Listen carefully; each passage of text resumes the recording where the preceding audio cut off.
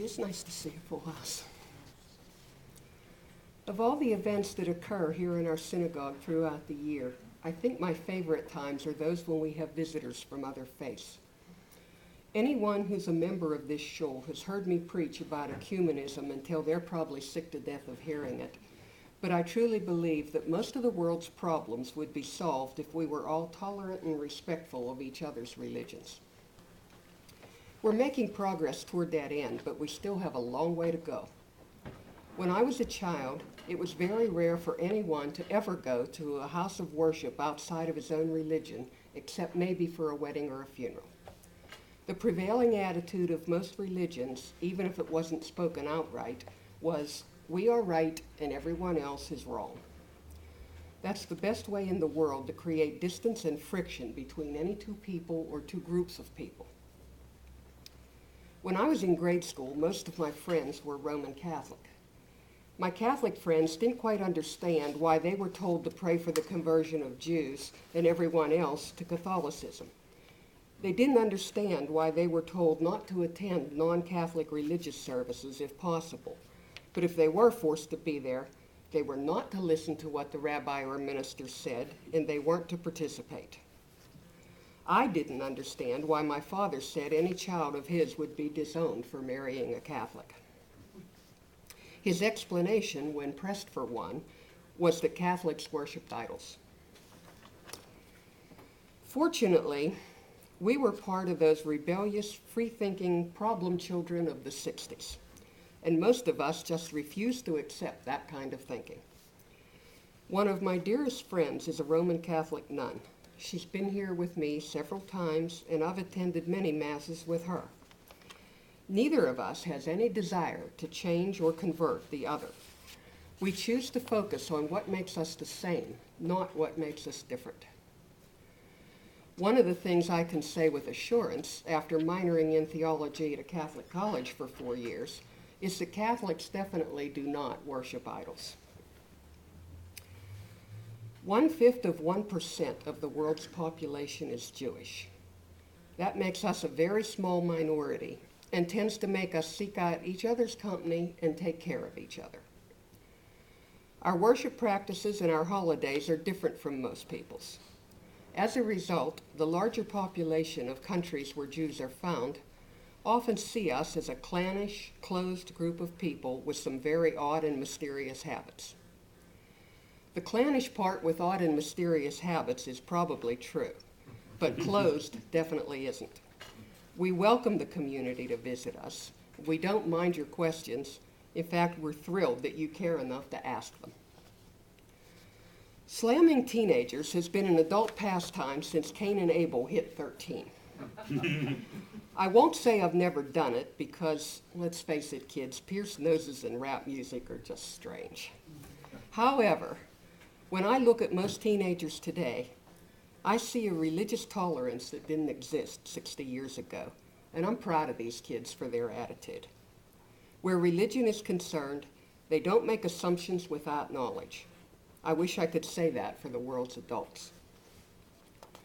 The last estimate I read has approximately 2 million Muslims living in the United States. Most of them are suffering now through the same misconceptions and bigotry that Jews did 100 years ago. Yes, there are radical Muslims who are causing problems in the world, but radicals in any religion are a problem. That doesn't mean that we should be hating the 2 million people who came here seeking a better life and are peacefully worshiping God in their way, doing their jobs and raising their families just like we are. There has always been an interesting love-hate relationship between Jews, Christians, and Muslims. Judaism was the first monotheistic religion. Before our concept of one supreme God and creator, civilized societies like the Romans, Greeks, and Egyptians had many gods, hundreds of them. The gods were seen by them to be in control of every aspect of their lives, and they were temperamental creatures who had to be catered to and appeased in order for life to be tolerable. Then, over 5,000 years ago, came the covenant between God and Abraham, and the Jewish people came to be. Not only was our concept of one God different from the rest of the world, but we were the first people to be given a code of conduct as part of our faith. Those two things set us apart from all other religions and made them suspicious of us. Things went along relatively calmly for about 3,000 years. Then came the birth of Jesus. Jews don't argue that Jesus existed, but we don't see him as the Messiah or the Son of God. After the death of Jesus, Christianity came to be. Most Christians in those early days were former Jews who believed in the divinity and resurrection of Jesus. That's where the problems began that have plagued both of our religions for 2,000 years. Many Christians hated Jews because they blamed us for the death of Jesus. Many Jews hated Christians because they thought belief in a triune God was heresy. The Jews descended from Isaac, the son of Abraham and Sarah. The Muslims descended from Ishmael, the illegitimate son of Abraham and Sarah's maid Hagar. That set up a family feud that has gone on since the founding of Islam in about 642 AD. I have a friend and fellow journalist in Pakistan who is Muslim. Over the years, we have learned to respect our similarities and laugh at our differences. We began our internet friendship on a journalism website shortly after the 9/11 bombings. I found his obviously Muslim name on the site and sent him an email asking him if he thought we could discuss what was happening in the world without wanting to kill each other. He sent me an email back with a smiley face on it that said, Obama is not, strike that. Osama is not my uncle. I'll talk to anyone.